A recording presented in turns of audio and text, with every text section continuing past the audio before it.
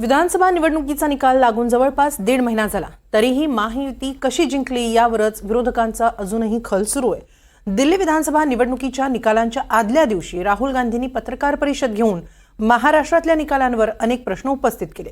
या पत्रकार परिषदेला संजय राऊत आणि सुप्रिया सुळेही उपस्थित होते। महाराष्ट्रातल्या मतदारांची नावे आणि पत्त्यासह यादी द्या अशी मागणी यावेळी राहुल गांधींनी केली। महायुतीला 237 जागांसह मिळालेल्या या अभूतपूर्व विजयावर विरोधकांचा अजूनही विश्वास बसत नाहीये। महाराष्ट्रात महायुतीला मतं कशी वाढली याचा शोध राहुल गांधी घेत आहेत। हा शोध घेता घेता राहुल गांधींना अनेक प्रश्न पडले। महाराष्ट्राच्या मतदार यादीत 2019 ते 2024 या 5 वर्षांमध्ये 32 लाख मतदार वाढले।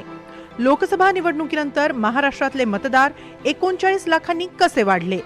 जी संख्या 5 वर्षात 32 लाख होती ती संख्या 5 महिन्यात 39 लाख कशी झाली? हे 39 लाख मतदार कोण आहेत?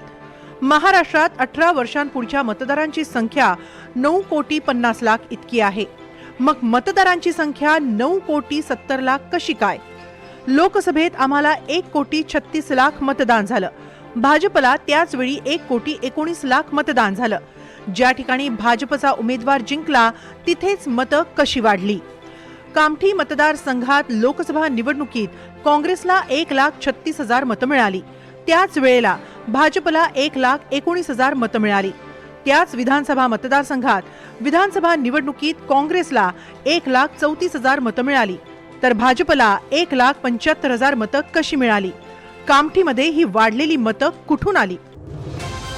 विधानसभा निवडणुकीत जी मतं वाढली त्या मतदारांची नावे पत्त्यासह यादी द्यावी अशी राहुल गांधी यांची मागणी आहे।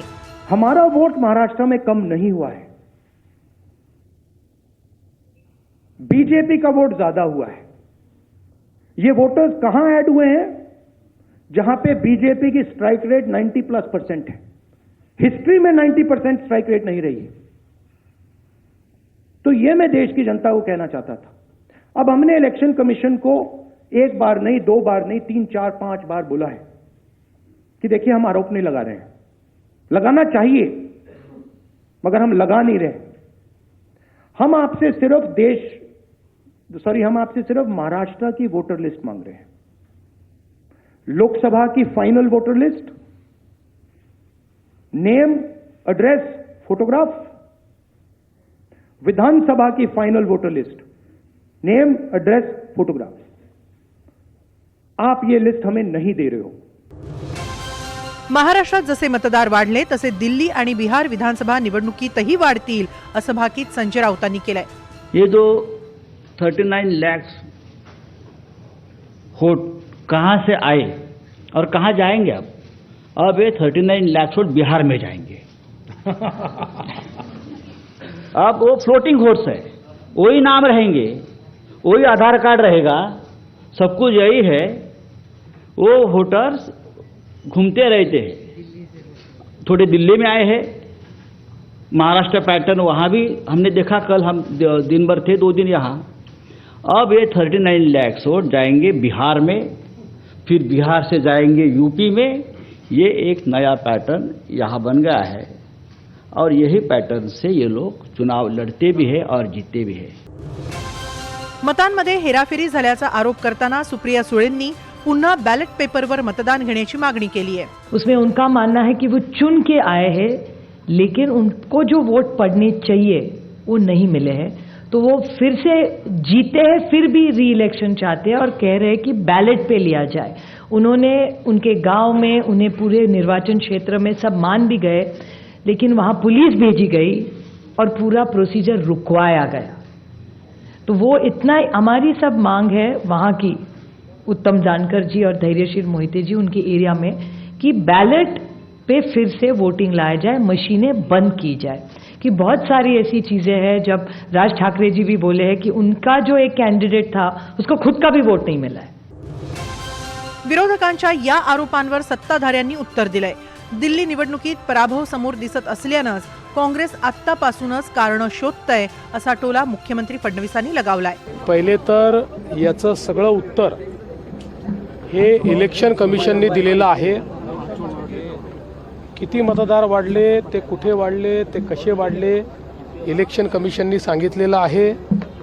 आता ही जी काही सगळी तयारी राहुल गांधींची चालली आहे ती दिल्लीमध्ये प्रचंड त्या ठिकाणी मोठा पराभव त्यांचा होणार असल्यामुळे त्याचं कव्हर फायरिंग करण्याचा प्रयत्न ते करतायत.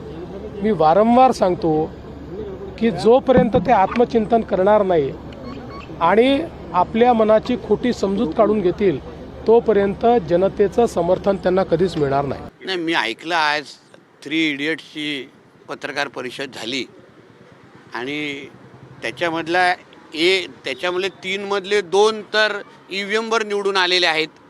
हां, राहुल गांधीजी आणि सुप्रियाताई आमच्या. एक शिवसेनेच्या आमदारांच्या आशीर्वादामध्ये निवडून आलेला आहे, बॅकडोरवाला आहे आमचा संजय राजाराम राऊत. आमचा भांडूपचा देवानंद.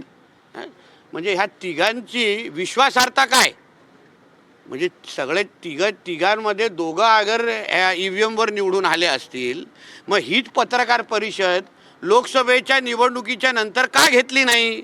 निकालानंतर का घेतली नाही? महाराष्ट्रातल्या विधानसभा निवडणुकीनंतर EVMवर आरोप प्रत्यारोप झाले. मात्र ज्या ठिकाणी फेरमतमोजणीची मागणी झाली तिथे लागलेला निकालच योग्य असल्याचं सिद्ध झालं. तसंच EVM मध्ये फेरफार करता येत नसल्याचा निर्वाळा निवडणूक आयोगानं दिलाय. आता विरोधकांचे हे नवे आरोप पत्रकार परिषदेपुरतेच मर्यादित राहतात की त्यावर विरोधक पुढचं काही पाऊल उचलणार याची उत्सुकता आहे. Bureau report, NDTV Marathi, Mumbai.